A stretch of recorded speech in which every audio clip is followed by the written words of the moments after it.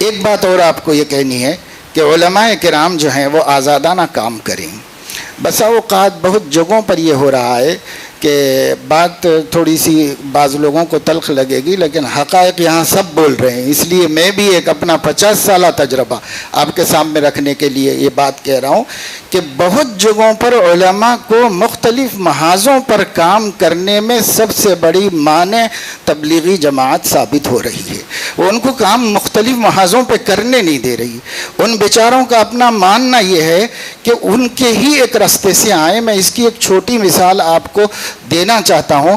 جب میں حفظ کر رہا تھا ہردوئی میں، اس وقت میں ایک طالب علم ہردوئی ہی سے پڑھ کے دیوبند سے فارغ ہو کے دعوت و تبلیغ میں سال لگا کے آئے اور حضرت سے یہ شکایت کرنے آئے کہ آپ کے مدرسے میں دعوت کا کام نہیں ہوتا ہے.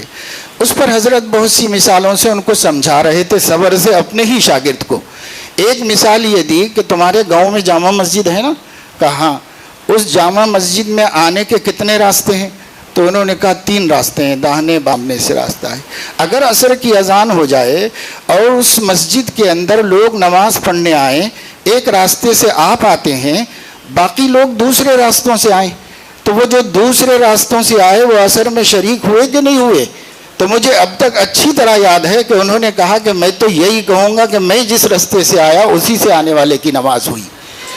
یہ چیز اب بڑھتے اتنی ہو گئی ہے کہ کئی مہاراشٹر میں تو اس قدر مشکلات ہیں کہ کوئی کام کسی دوسرے کو کرنے ہی نہیں دیا جا رہا ہے.